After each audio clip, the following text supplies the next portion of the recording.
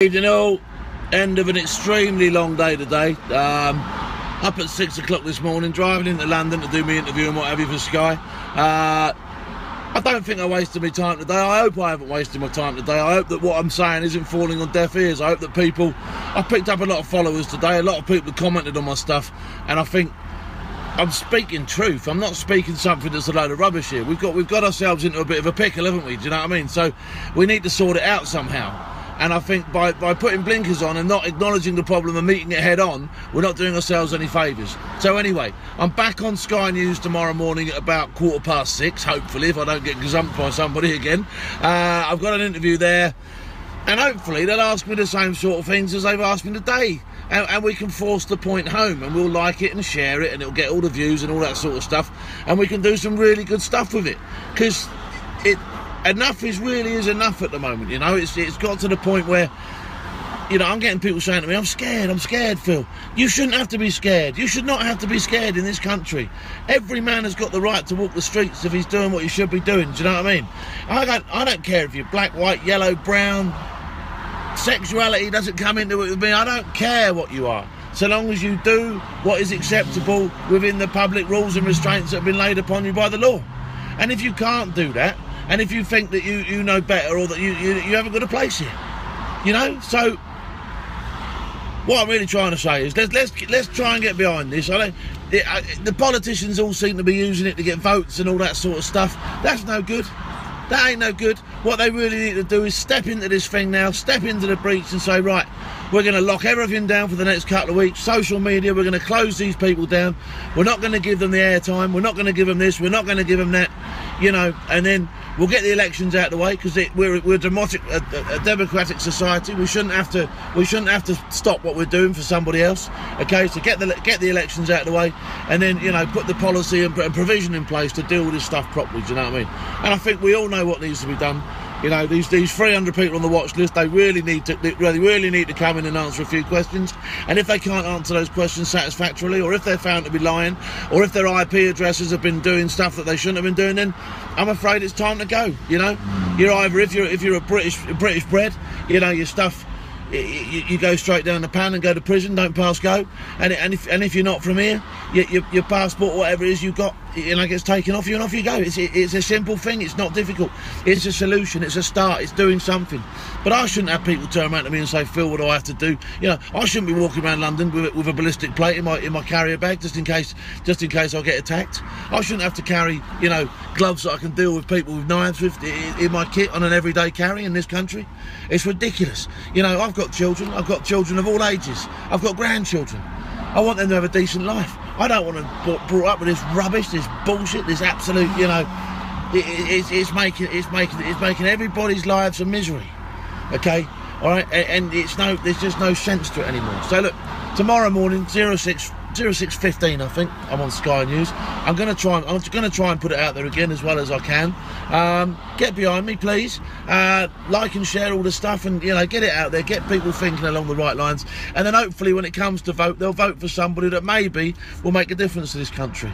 I can't give you the answers to who to vote for. I can't tell anybody who to vote for. But what I can say is, you know, if you're voting for someone who isn't going to help, you know, sort this situation out, or who you believe is going to make the situation worse, you're not doing us any favours, are you? Do you know what I mean? So it's up to you. It really is. It's a public call, this one, but I know, having spoken to all my mates, you know, all the lads up the road who I used to talk to and all that sort of stuff, and the lads I served with, they're all sick of it. There's a generation of soldiers now that have been to war. There's a generation of soldiers that have spent years hiding under rocks and watching their mates get blown to bits. Okay, there's a generation of soldiers that are sick of this, that don't want to see it, that don't want to have to come home after having spent their lives protecting this country, to come home to have it on their own doorstep. Cowardly people that cannot fight, that will not fight, that go and take our children and innocent people and women and hack them down like dogs. It's no good. It's not right. It's horrible, okay? And I don't like to get too graphic on it, because I don't like to scare people myself. But, you know, I do like to think that people will get behind this, and I do like to think that we'll actually do something about it, because we do absolutely need to act now. Because if we don't, they're getting further and further ingrained, you know, and it's just, where's it going to end? Where's it going to end? You know, and like I said today on the television, you know, those poor people that died this weekend, they probably looked at the Manchester and thought, I hope something gets sorted here. I hope they do something about that. And now they're the next victims. So, you know, I don't want to be the next victim. I want to do something about it. You know, if I could sign back up tomorrow, if somebody would let me covert carry a weapon, if I could be, you know, in some way help out somewhere, I'd do it in a heartbeat. I'd join back up again to do this sort of stuff, because I'm strongly in a firm belief that, you know, we need to stand tall and we need to stand strong.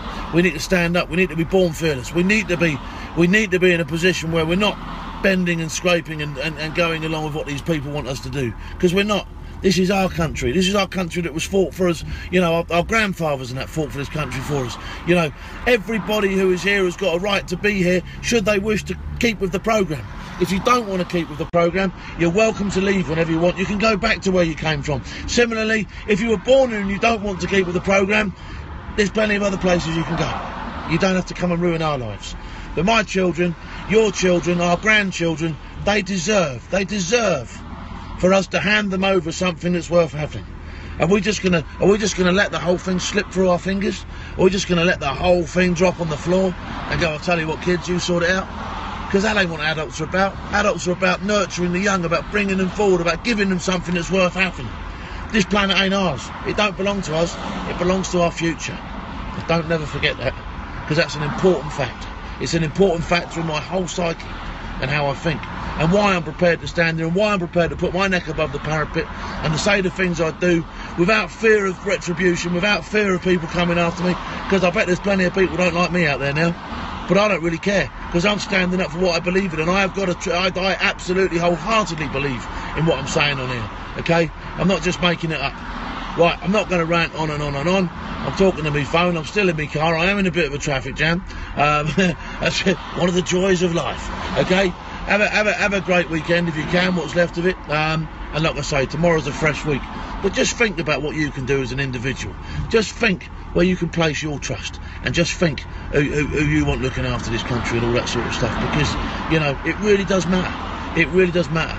And all the other issues aside, and all the other things you can talk about, if we have not got control of our own borders, our own people, and our own well-beings, if our security is in jeopardy, we've got nothing.